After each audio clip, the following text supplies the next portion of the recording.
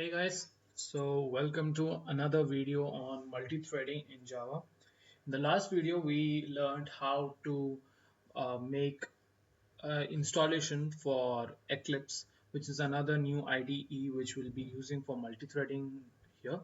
And this video will tell us what is multi-threading and what are threads in general, and then how are we using multi-threading in Java. Okay, so this is basically an introductory video and what is multi-threading in general and how are we going to use it in Java. So what is multi-threading? Multi-threading is a type of multitasking where we use the programming features to do multitasking in a very easier way. And what are we going to cover here? So we are going to know what is a task, what's a process, then knowing about CPUs and cores, busting some myths, then going for multitasking, then knowing about threads, and then multi-threading. Okay, so tasks. So if you would have just opened your task manager anytime, you would have seen like there'll be hell lot of processes going on. So it can be like playing a music or playing games or downloading something from internet, anything, any job you are doing in your computer system right now, even if you are playing this video, that's a task. Your web browser will be having its own set of tasks. So say if you have a Chrome, so Chrome will have its plugins running, then you are watching this on YouTube, right? So the Flash Player plugin will be working in synchronizing the video right now. So all whatever you are seeing, every single thing can be considered as a task. So tasks, in other words, can be said as processes. Now, these tasks are nothing but our programs which we write in any programming languages like Java or any other programming languages. These programs, when they execute, those are known as processes. So when our program is fed into a processor here, that will actually be called as a process. And now a processor, which we commonly call a good old CPU, and busting a myth that our box is not a CPU, it's just a cabinet. This is actually the CPU. Now this diagram can aptly describe like what a processor does. It takes the input, has a control unit, arithmetic logical unit, registers. Registers are small bits of memory units which are really fast to access and are inside the CPU, and they produce an output. So all these stuff, how our programs are executed, that's done by the processor, right? Now when we have so many processors, then we had a thing like say the tasks, and we needed to know like what how our processor will be executing these tasks. Now there's something called a core. What is a core? Core is actually the resource which our processor has. So if you would have seen in the modern task manager here, if you click on the CPU tab, you can see our usual i5 processor will have a set of two cores. That means that it has only two CPUs. Now let us get it very clear. CPU means central processing units, right? Now number of cores doesn't mean that it has number of processor, that many number of processors. Cores means that that many number of CPUs are present inside a single processing chip. That's right. So you will be having two hardware resources that will be doing your processing. And it is very clear that one process can only execute in a processor at a time. You cannot execute concurrently or simultaneously multiple processes at the same time. Now you must be wondering that if that's the case, then how am I supposed to say play a video, then have a music going on in the background, play some games or something like that? Yeah, that's made possible by the modern computing systems. Now, something called Pentium 4 Hype HT was introduced back in 2002. Now, this is going to be a little bit boring, but we will make it a bit easier because this actually formed the ideas of multitasking and multi-threading. Now, we had operating systems. Operating systems are basically the things which will be allotting all your processes to your processor. Okay, OS, your OS is always responsible for doing that. Now, in earlier computer systems, we had only a single core. So, a single core, you would have seen this CPU usage was always full because one processor's core was repeatedly changed again and again and again. Now, what Intel Pentium 4 HT stands for hyper-threading, what they did is they wrote, they made an architecture of a CPU or architecture of your processor that actually made it like a single CPU core was there, a single core CPU was there, and that CPU was shown to the OS as if it was two CPUs. You can understand, right? So a single CPU was shown to the OS as if there were two CPUs. So logically, they were made to look like they are two CPUs. So actually, the programs which can be now executed can be executed on two different cores. So they can be interchanged and they can be switched. So if you are having, say, one core, then which HT, the CPUs were shown as two CPUs. For two cores, logically or physically you are having just two cores, but it will be shown as if you are having four. And for four core, it will be 8, 8, 16, 16, 32, like that.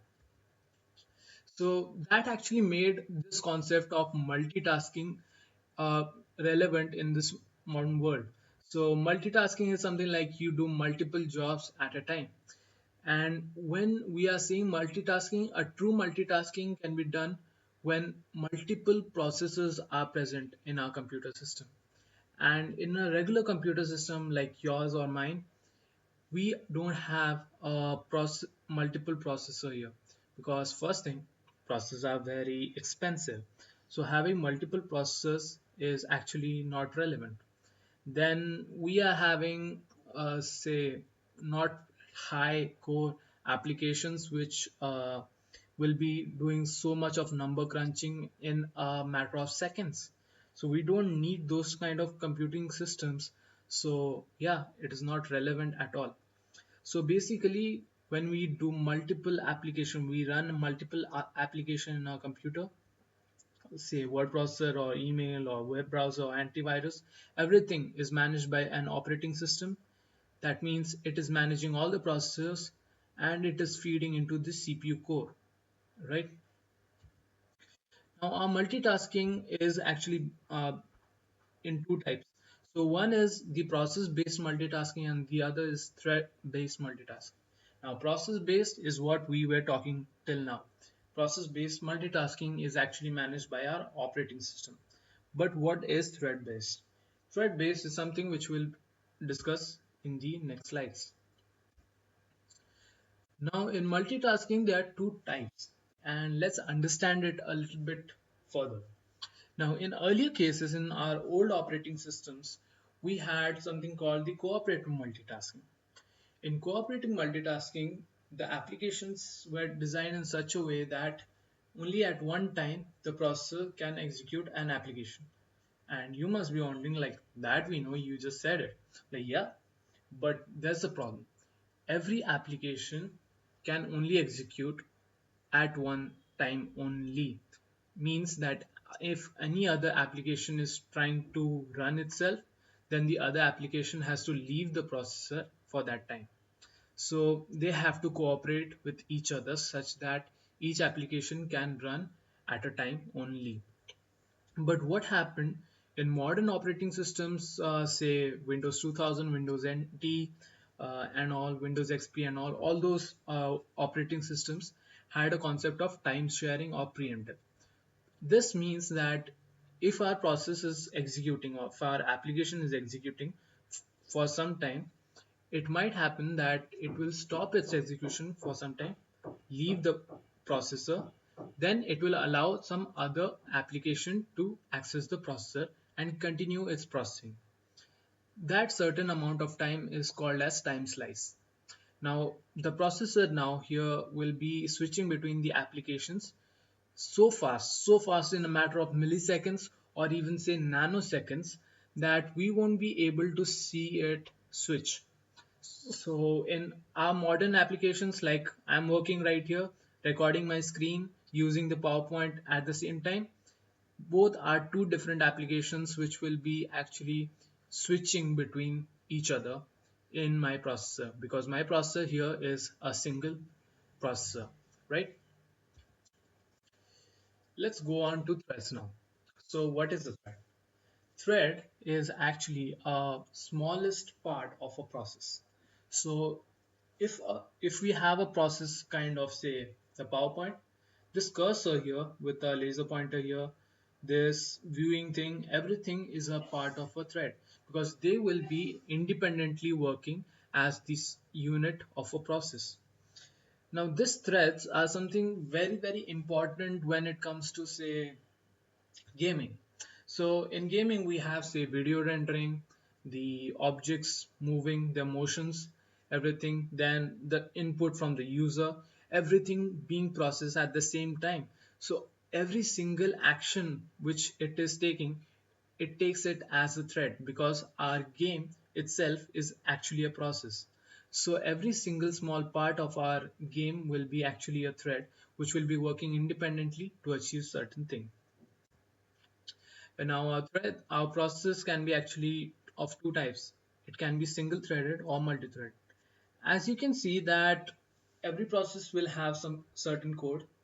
Like if it is a program, definitely it will have a code. Then it will some have some data. Then it will access to some files.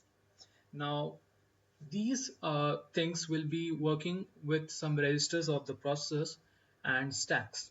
Okay, so each thread will be accessing this thing as a single thing, right?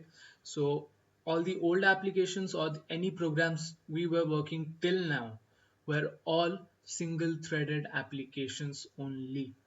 Okay, that means that a program with just a main function is actually a single threaded program. Okay, then we have multi-threaded process. In multi-threaded process, what we have is we will have the code, the data and files are all being shared. They are all being shared, but the registers and stack, they are different for each single thread. So here, apart from the main function or the main thread, will be having different threads which will be doing some individual tasks apart from the main thread. Okay, now a real life example, like one we know about the games. The second, which is being done in the industry, is the multi-threaded web server. So all your process requests will be given by the clients here. They are all given by clients, and your applications will be working as multi-threaded applications. Now, fun fact is that in theory, we think that all the threads work like this, but in actual scenario, all the threads will be working like this. They are working in a haphazard manner, and we think that all these threads are actually working like this, like in a parallel way, but no, it is not possible in reality with this multi-threading application. How it is done, and you must be wondering like what this guy is saying, but we will show it to you like practically when it is done in programming part. So coming to multi-threading Java. Okay, so as we discussed, like there's a main thread. So main thread is nothing but a thread which is being called by your main method in any program. So that will handle all your threads. Now that thread will call your new threads, which are thread A, B, C, D, etc., using a function called start, and that will actually run different processes. And now the best part is that all of these threads will be running, and until they stop, the main thread will continue running. Once all the threads are executed properly, only then our main thread can terminate. If you can get it, it's very good.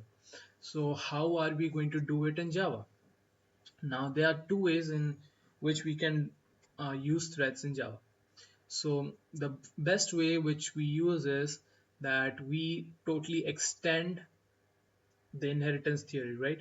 So we extend from a class called thread.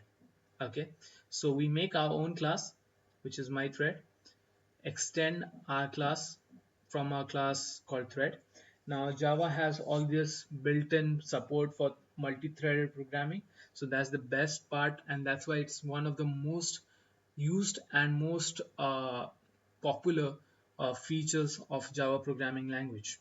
Okay, so all the objects which are created now will be individual threads here. Now, there's another way where we are going to use multi-threading, and that is by implementing a interface known as runnable.